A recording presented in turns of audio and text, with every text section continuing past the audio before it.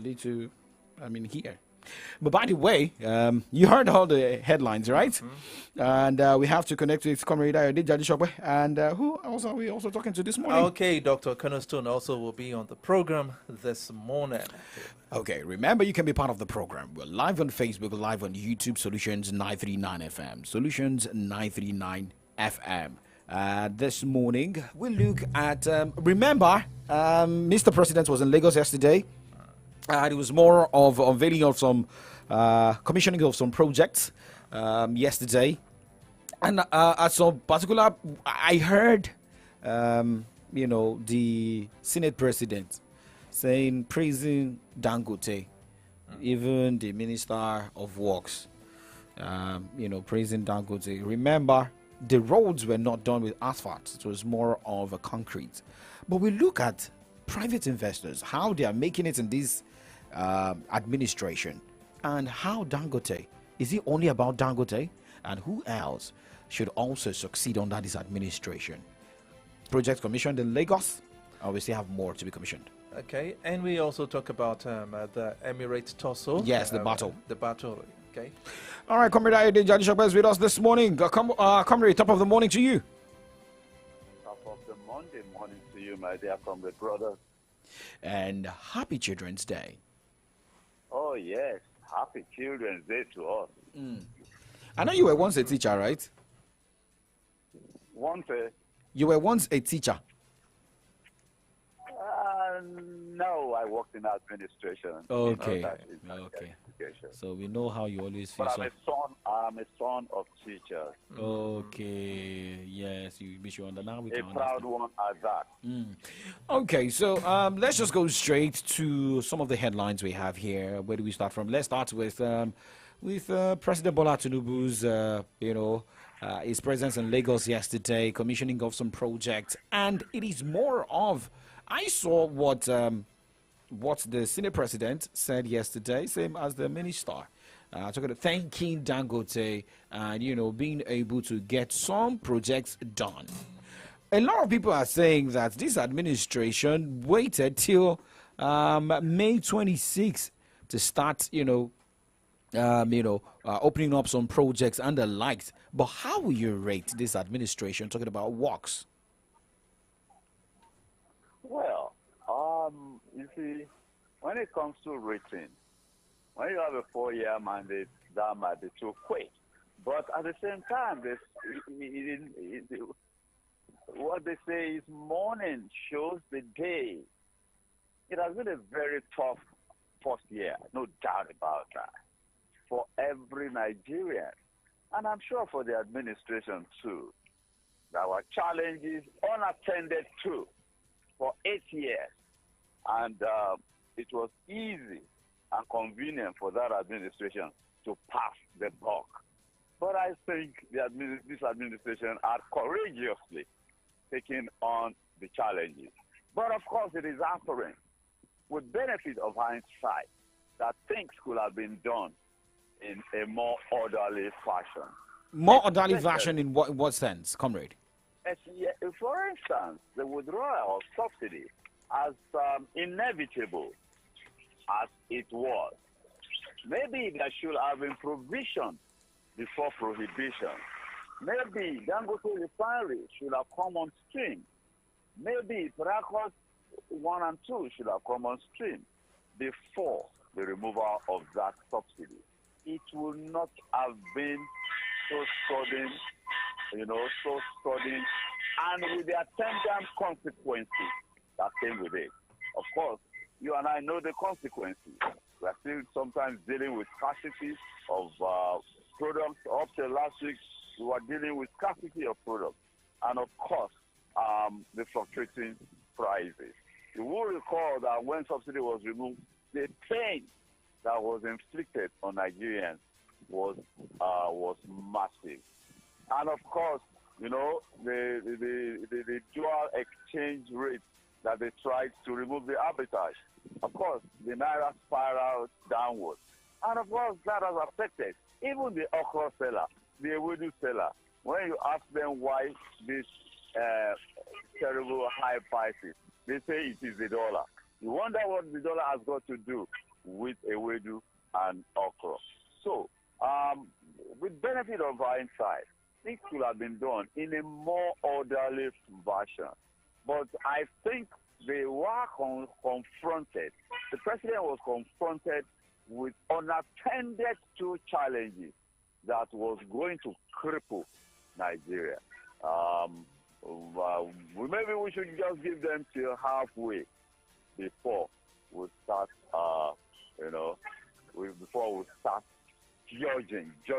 Yes, we can assess, but judging, yes. I think they have been courageous. We need more innovation. We don't hear from some of those ministers. I don't want to mention their names.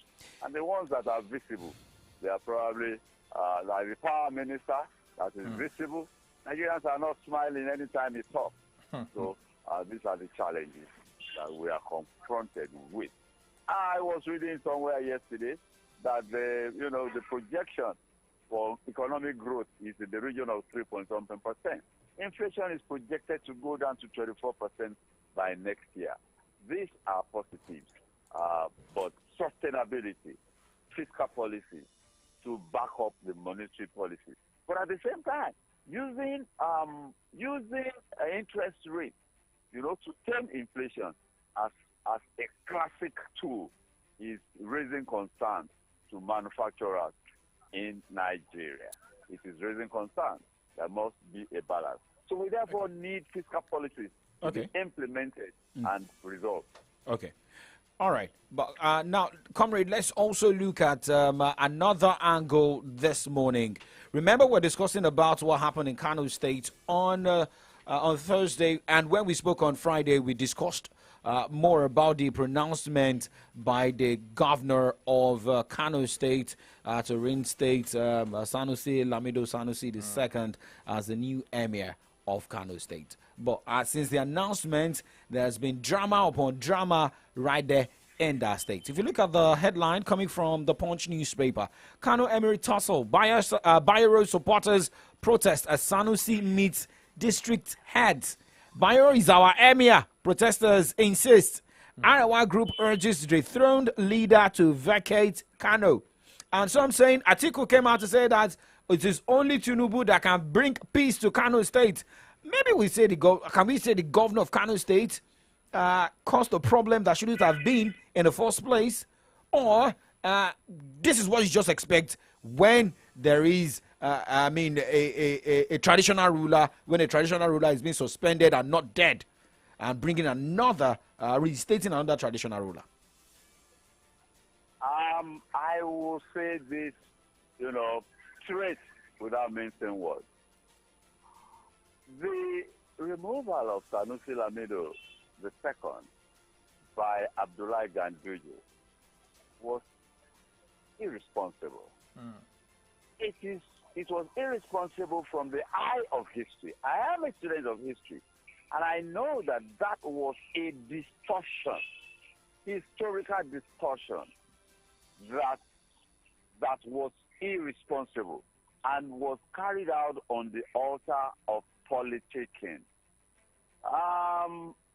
Now we have another administration. I said, even NNPP campaigned with it that they were going to restore the emirate.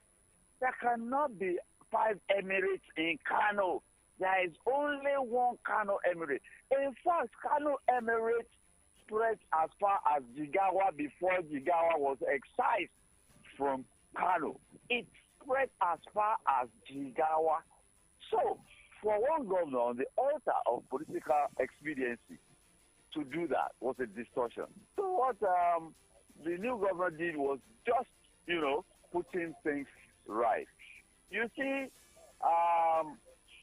the interesting part is that Sanusi Lamido Sanusi will still step on the toes of even his benefactors because he is just an irrepressible and indomitable spirit.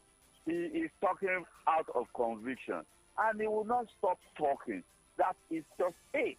The protest in Kano, and the fact that Aminu Adebayo returned to Kano and to one of the palaces, people are saying that, Ganduje is wielding influence at the federal level to cause confusion. But I don't think there's any confusion. You see, the issue of chieftaincy is an exclusive preserve. The issue of chieftaincy is an exclusive preserve of the state government.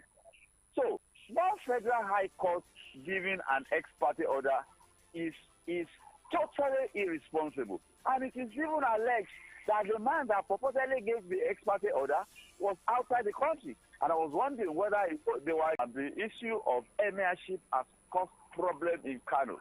It is not new. When Abubakar Arimi was there, it caused problem. It was Bakinzu when Bakinzu came, that restored things. And restored Adubayero. Adubayero had been suspended by Abubakar Arimi, the governor there. So Kano is cosmopolitan but volatile. Politicians should be mindful. They should not set Kano on fire. Kano is strategic in Nigeria's political permutations, especially the presidential permutations, so also its rivers. People are reading political interpretations and permutations into this. But this is still a chieftaincy matter. Asking the president to step in is unnecessary. Okay. Matters will be resolved judicially. All right. We have Dr. Cornerstone also joining us virtually in the conversation this morning. A beautiful morning to you, Dr. Cornerstone. Yeah, good morning to everyone there. Unfortunately, I'm not able to hear what the last speaker was saying. It's quite very, very faint. Okay. And so probably might have to review for me his opinion about what is being discussed. Okay, let's just have your own opinion concerning the emirship tussle rocking Kano State at the moment. I mean, he was talking about a kind of confusion being caused by the High Court, the High Court judge that made a pronouncement against the reinstatement of Sanusi Lamido II. So what's your take on this leadership toss before we go into other... Well, I think I have to join words with him. I have to join in that opinion that says that the High Court judge, I did not really understand his intention, because when it comes to chieftaincy affairs, it's basically something that rests with the state and the local government. And so the state assembly has enacted a law within which the reinstatement is possible.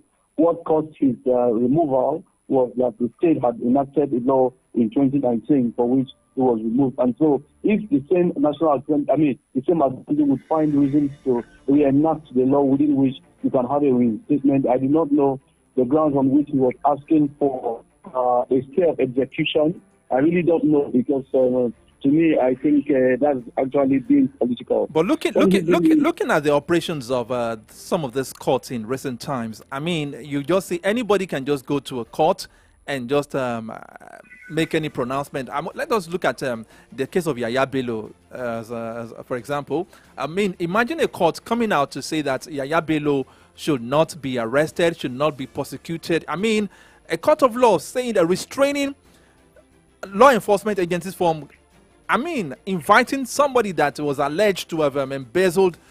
I mean, what is the judiciary turning into?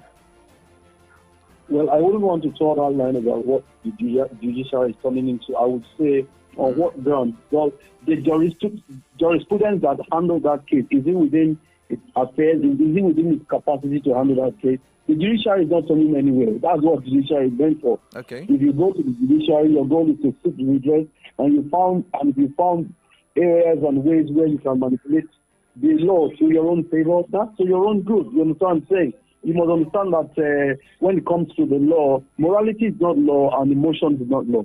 If you found a place where the law can be in your favor, you judiciously do so. It doesn't have to be the fact that someone that has been alleged to have embezzled. What if ordinarily he is fighting a cause that he knows that he's not guilty of? And the law says that until the person is proven guilty, he shouldn't be said.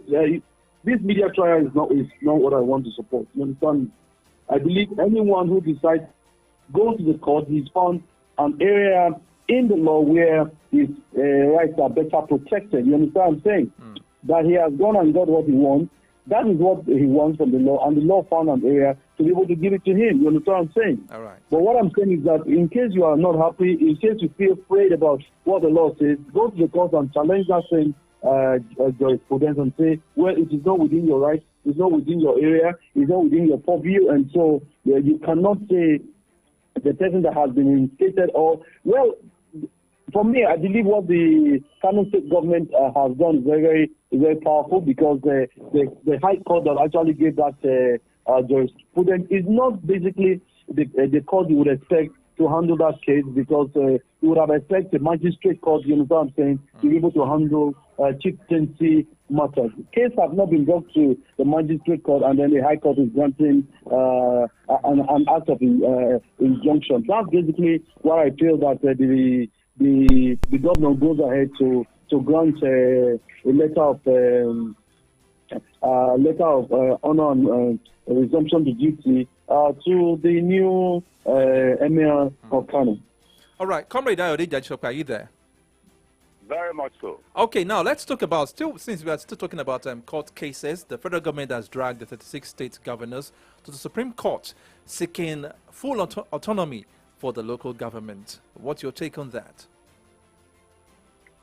You see, are you asking me or you asking Comrade? I'm asking Comrade now. I'll come back to you. I'll come back to you. Our federation, this union, it is supposed to be a federal union. How many federating units do we have? The federal, the state, and the local government? I think we have only the states that are the federating units. But there's a governance structure prescribed for local government in the Constitution. There have been errors, the creation of joint account allocation committee. The states have been seizing local government funds and dispensing of it the way they want, which has starved the local government of funds for development, even governance. We saw, it is so clear, your state, for instance, I can speak for your state. Between 1999 and 2002, when local government operated independently, we had development. So, what the federal authorities, what they are speaking now, is that when the Supreme Court makes a pronouncement in that regard, that funds must go to the local government directly, it will now be out of the reach of the governor. Of course, any local government chairman that can reroute the funds back to the governors, and they will end up in jail, because that will be criminal, and because when resources are meant for a purpose and you use it for other purposes, even without embezzling, it is called misapplication of public funds, and it is illegal. Therefore, the local government is the closest to the people. How can you starve local government of funds? Find funds now. Look at it. Oyo State government building motor park. What nonsense is that? Collecting transport money from PMS, collecting money for the state. We do not even have an account of it. It is irresponsible. Okay. People will challenge and can challenge local government chairman. Where are you going to see the governor to challenge it? Comrade. Where? Comrade, let me just come in here. I just want to ask a question. Maybe before I go to Dr. Cornerstone, maybe the reason these governors are doing the job of the local government chairman is because maybe the local government chairmen are not accountable enough.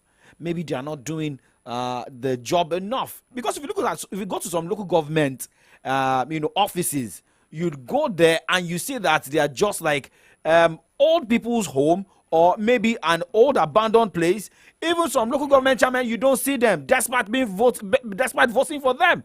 So maybe the governors feel like, okay, if these people are not responsible enough, because at the end of the day they are under my administration, let me take it up. Maybe the reason some of these governors are doing this. I may be wrong. That was not what happened between 1999 and 2002. I can speak for Oyo State. I can even speak for my local government. They were in healthy competition. And can you imagine the state government building, what do they call them, maternity centers, primary health care centers? What is the meaning of that? That is the responsibility of the local government. Look, local government chairman cannot run. I have lived close to a local government chairman. In those years, by 6 o'clock, people were gathered in his home. Where was he going to escape to? Nowhere. I knew a local government chairman that lived in a guest house. Even in that guest house, people thronged there to go and meet him. There is no hiding place for local government chairman. And any local government chairman that does not perform, look, we are Yorubas. People cause them from daybreak to sunset. And in a matter of years, you will see that these courses that people are laying on them seem to be working. They fear the people. They fear local government chairmen, elected, accountable. They fear the people. They know the people, the Yorubas, will not take any nonsense from them. Okay. I agree with you. Okay. From Mokwa, from Jeba to Mokwa, Okay. the light. But not here. Okay. Not in Southwest. Comrade, let's go to Dr. Cornerstone. Dr. Cornerstone, good morning to you. Good to have you here. Young Striker 9, good Yeah. morning. That's Happy New Year 3 times. Yes, Happy New Year, Happy New Year, Happy New Year. Good to have you here. Maybe you heard what Comrade Ayode Jajishokwe said. Yes. Give the local government chairman autonomy. Local government election was held in Oyo State weeks ago. We saw what happened in some other states as well. But some people will still tell you they don't know their local government chairman. They don't know their vice chairman. They don't know the councillors. And you still expect these people to be autonomous. Why? And do you think this is the right step taken by governors? And even looking at the headline, with federal government now suing the governors. Well, I think I was able to hear a little bit of what the comrade said, and I can say outrightly and sincerely, I don't think I and the comrade are living in the same country. So, probably he's describing another country, because once you ask yourself about autonomy, you like to ask yourself, on what ground will this autonomy be granted?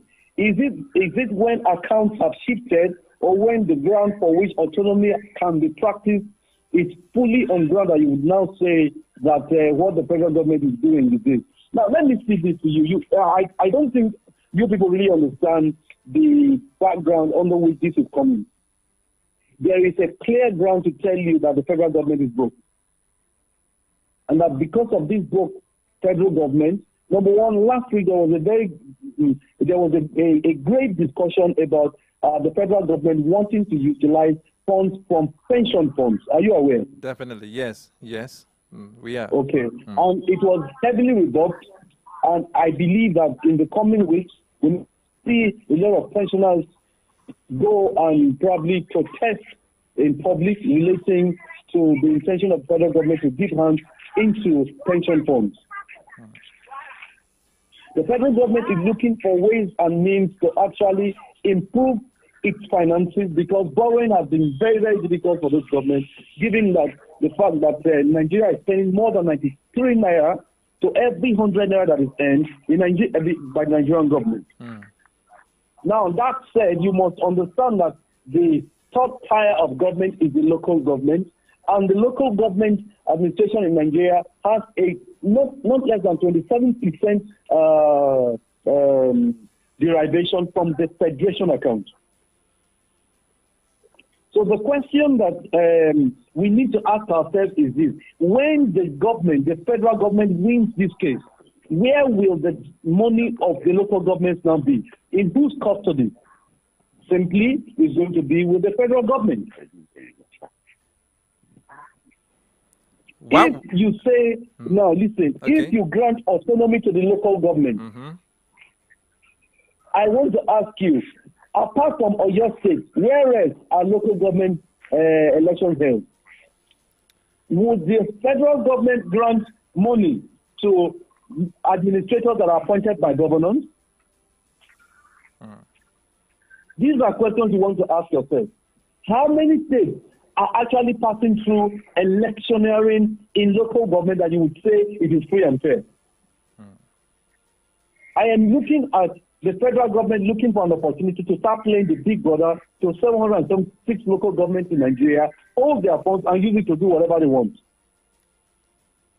Presently, that's what the state governments naturally do. Well, if the state government is still closer to my local government than the federal government.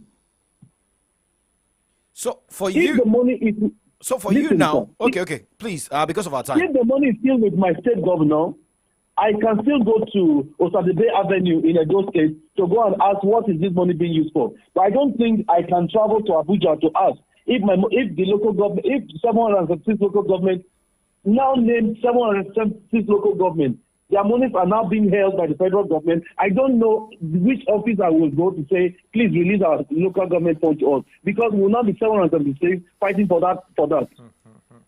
This is like a backdoor point to increase federal government allocation without having to owe anybody any explanation. I just picked what you said now. A backdoor of increasing Yes. allocation. Okay. Yes.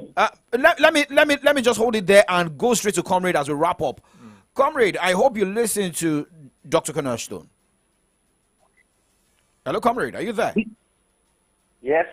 I hope you heard. But I mean, Dr. Cornerstone was saying that federal government is using this opportunity to also, Enrich itself. a backdoor of enriching itself and increasing allocation. Talking about federal government suing state governors in allowing the local government to be autonomous. But in 60 seconds, are you also of this opinion? That the federal government wants to enrich itself. Hello. All right, Comrade, hold on. Okay, Dr. Cornerstone. You've got 60 seconds. You have 60 seconds. Autonomy. Hello, sir. Yeah. Before you talk about local government autonomy, the first thing we should be talking about is electionary process for the local government. If it is within the purview of the state governments to conduct elections for local government, why do you therefore remove their control from the state government? All right. I mean, I got what you said. It is more of focusing first on local government election. But Comrade, you heard what Dr. Cornerstone, or maybe we call him Comrade Dr. Cornerstone, said there. I'm not a comrade. You're almost becoming one very soon. All right. But with what Dr. Cornerstone said there, focusing on local government election and not just or only about the local government being autonomous. Are you of this opinion? Let me make one thing abundantly clear. Something triggers something else. The moment local governments have direct access to their resources, you will see that the apathy and lethargy that you see in our people when elections are conducted to local government, it will immediately change. And people will pay attention. And all these things that the state electoral commissions are doing will gradually become a thing of the past. People, you can only manipulate elections where people have no interest or you have an overwhelming majority. And no party has that. Even Tinubu lost Lagos during the presidential election. Now, when people pay attention, manipulation will become difficult. And people will start paying attention when they know their development is at stake. Their life. Look, I have been to some towns, for God's sake. The roads are so bad. That was not so in 1999, 2002. In fact, road construction was a measure of development and performance of those local government chairmen. Therefore, the moment they have resources, look, a father of the house, you don't have resources. A head of an institution, you don't have resources. How are you going to perform? The moment they have control. Did you see what happened in Ogun State? The chairman was complaining about capture of their resources. And other members, of that, other chairmen, they went to the governor and they were proceeding and said, it's scandalous. That is this our current situation, and it must change. It must and change. We're looking forward Yeah. It must change. It must change. Come I'd like to. colleague, Striker. Gentlemen, please, because of our time, because we've overshot our time on the show this morning, but I can assure you tomorrow morning we continue with this discussion as we also look at what happened at the Ajayi Crowther University as well. Thank you so much for your time this morning. All right. Thank you. Have a fruitful day. All right. Dr. Cornerstone, thank you for coming on the show. Thank you very much. All right. Okay. I mean, because of our time, Dr. Victor Richard will be coming in with his young presenters as well. Well, my name is OLADAPO. Couldn't remember, it is Children's Day. For the parents listening to us right now, make sure you treat your children well. Local government look like children to federal government and state government as well. Treat them well. My name is OLADAPO. Couldn't be once again. And my name is Adedamola LAFFY. Wishing you a fruitful day. Good morning.